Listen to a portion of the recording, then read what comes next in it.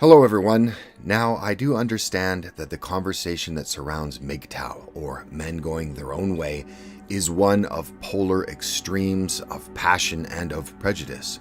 Thus, what I'd like to do in this video is take a look at the idea of MGTOW in and of itself, and to do this, I'm going to be making a video adaptation of a blog post made by a friend of mine, the Renegade of Funk, who will be joining me in the very near future on our new streaming show, and this is done to give his work a wider audience before we begin. And of course, you can find links to his social media in the description.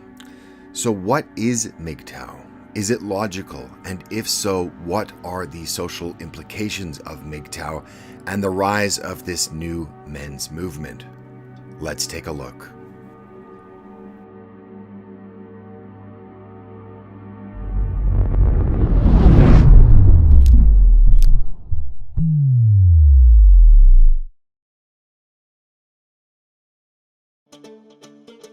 First off, a big thanks to Vikings War of Clans for sponsoring this video. It's a cool game that harks back to 90s RPG games like Fallout and Final Fantasy. It's a game that gives you a deep strategic experience packed with excellent 3D visuals paired with a fully immersive soundtrack. I myself like the rich Viking content and the cool gameplay, but also for the ease of play. You can pick it up and play for 2 minutes or 2 hours. You can choose your own game style. And in this game, you can also play with and compete with players from around the world. Please help support my channel by downloading Vikings for free, only with my links in the description box, and get the special bonus of 200 gold coins and a protective shield to give you a kickstart. And look out for me when playing, as we might just bump into each other. So give it a try now, it's very much appreciated.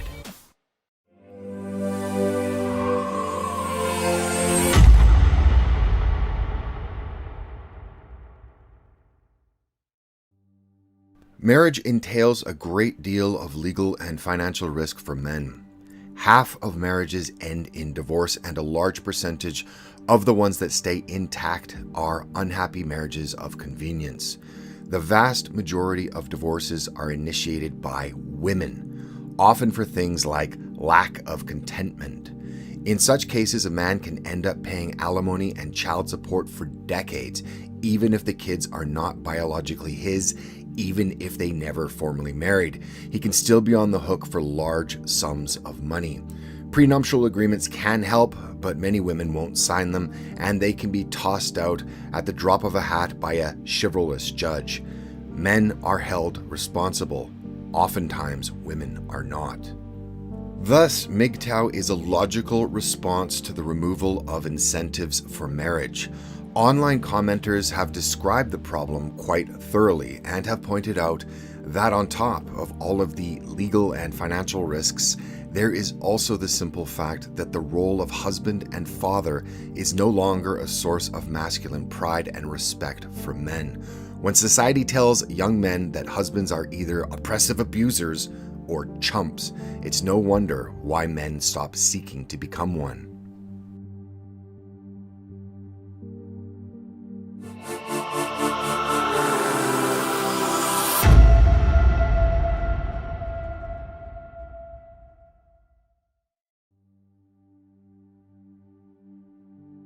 I don't think society needs to worry about self-identifying MGTOW, as they constitute probably less than 0.5% of the population and are generally harmless. I think the bigger issue here is the unofficial MGTOW men that have dropped out of society or have been left behind. There is a natural hierarchy among men. It's based generally on skills, income, intelligence, and attractiveness. While it's not nice to talk about this, most men intuitively know their relative position on that hierarchy. The men on the lower end, say the 25th percentile and below, are struggling to keep pace in a world where they must compete with globalism driving down their wages and automation destroying their jobs. There are many millions of such men in America alone, as well as in other developed nations. They become MGTOW involuntarily because they are unable to find a spouse. When the proportion of these men gets too high, society will suffer and in many cases will and can become unstable. Or in other words, the devil will find work for idle hands to do.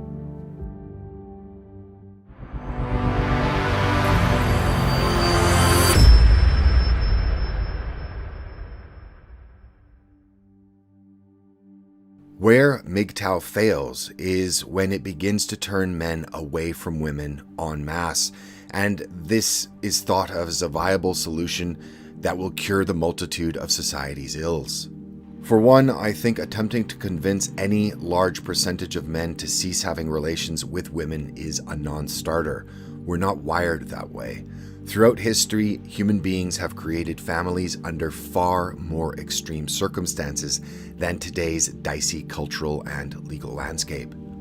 Even if the number of MGTOW increased 10 or 20-fold, there would still be plenty of men willing to give women sex and children.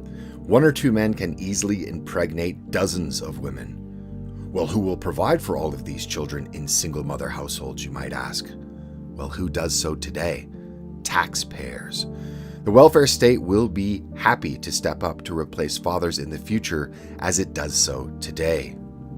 In the end, it doesn't seem plausible for more than 10% of men to voluntarily choose celibacy and the end of their genetic line on the blind hope that it will pressure society to enact a number of specific reforms to ease the Russian roulette-esque nature of family building in the modern world.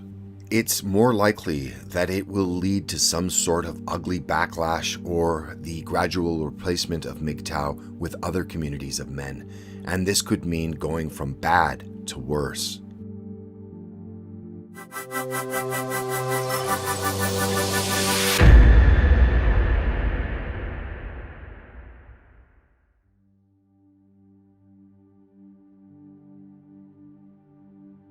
Nature's gold standard for fitness is reproduction. Nature does not care about equality, rights, feminism, or MGTOW. Any cultural trend that reduces fertility is maladaptive. Full stop. MGTOW, though logical in and of itself, and perhaps not bad for individuals, is a sign of an unhealthy culture. A social libertarian might retort, well, so what if some people want to be hermits? Everyone is an individual. Just let everyone do whatever they want, man. However, individual choices are not made in a vacuum. They often are the product of incentives. If society incentivizes a lot of men to avoid making families, there will be consequences for all of us. We will have demographic crises as we are today that could lead to economic recessions and depressions, political instability, and general cultural malaise.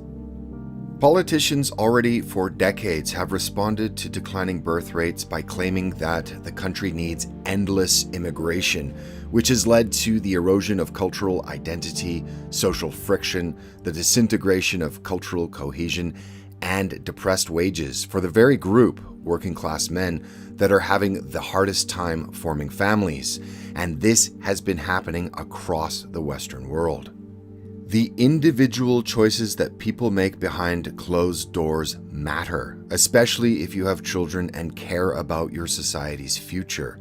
The growth of MGTOW is a canary in the coal mine for any maladaptive society that adopts it.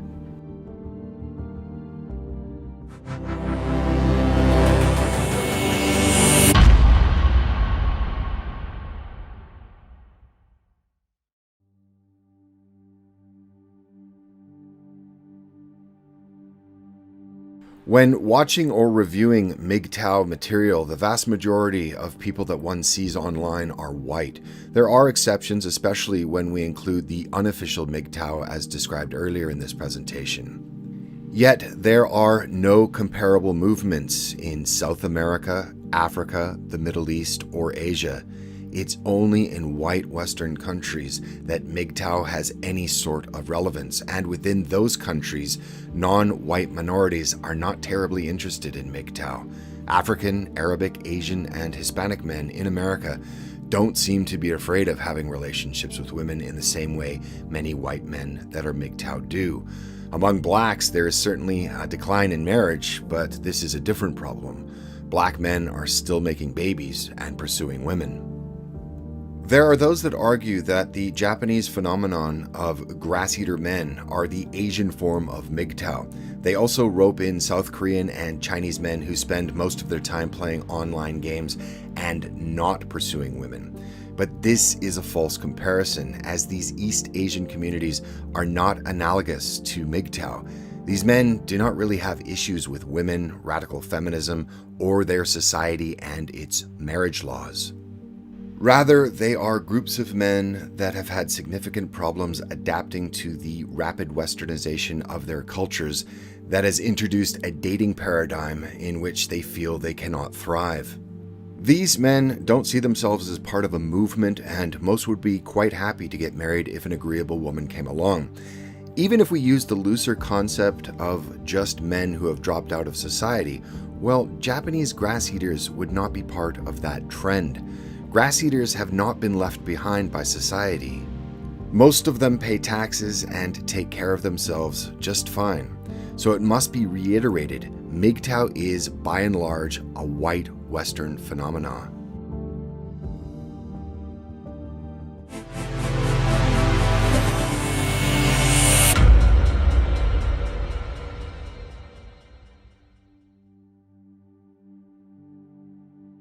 In the manosphere, there is often mention of the apex fallacy, and this is the idea that women generally don't notice lower status men.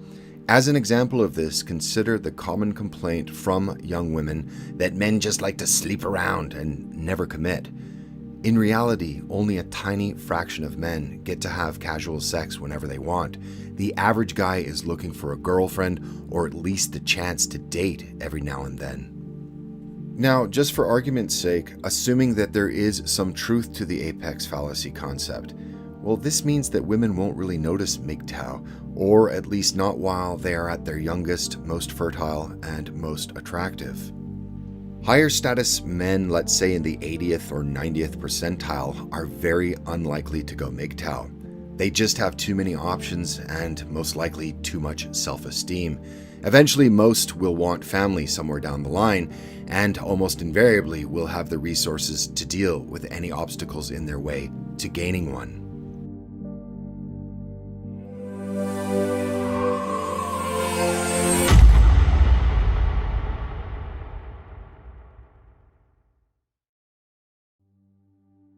Tyler Durden in the movie Fight Club said the following of men of his generation: "We're the middle children of history.